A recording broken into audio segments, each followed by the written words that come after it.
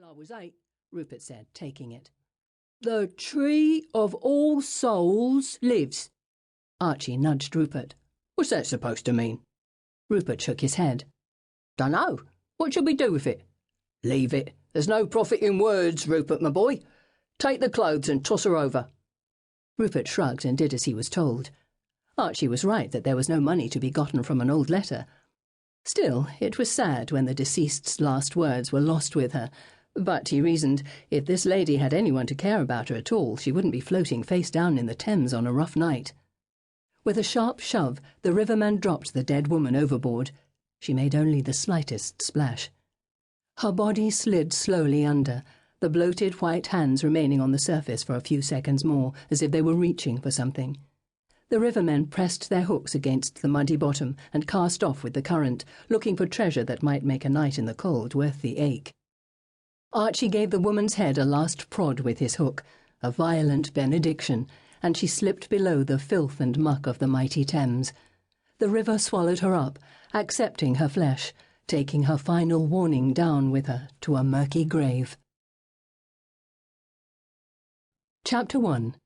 March 1896. Spence Academy for Young Ladies. There is a particular circle of hell not mentioned in Dante's famous book.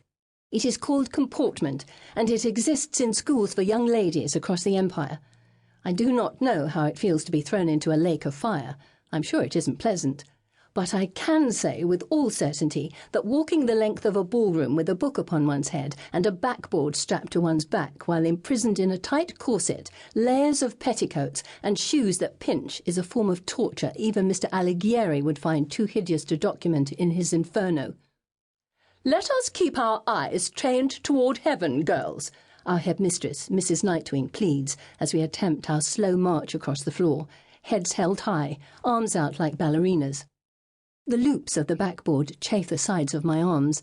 The block of wood is unyielding, and I am forced to stand as stiff as the guards at Buckingham Palace.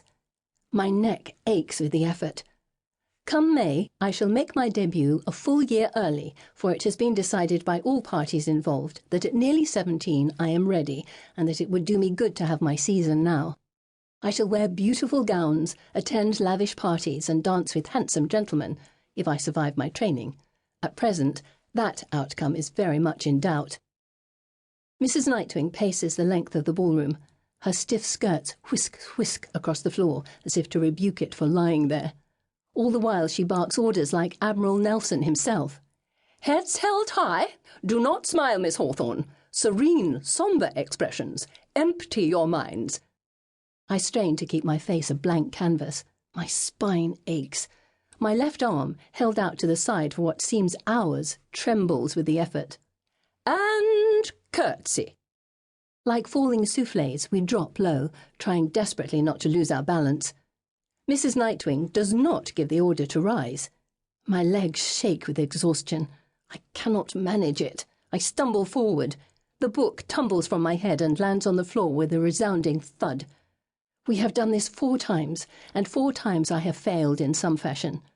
Mrs. Nightwing's boots stop inches from my disgraced form. "Miss Doyle, may I remind you that this is the court, and you are curtsying to your sovereign, not performing in the Folies Bergère." "Yes, Mrs. Nightwing," I say sheepishly. It is hopeless. I shall never curtsy without falling. I shall lie sprawled upon the gleaming floors of Buckingham Palace like a disgraceful stain of a girl, my nose resting upon the boot of the Queen.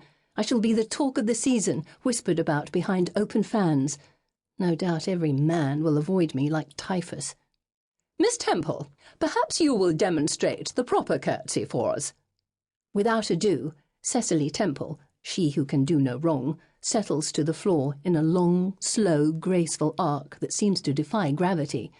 It is a thing of beauty. I am hideously jealous. "Thank you, Miss Temple." "Yes, thank you, you little demon beast. May you marry a man who eats garlic with every meal." "Now, let us—" Mrs. Nightwing is interrupted by loud banging. She closes her eyes tightly against the noise. "Mrs. Nightwing," Elizabeth whines, "how can we possibly concentrate on our form with such a terrible racket coming from the East Wing?" Mrs. Nightwing is in no humour for our complaining.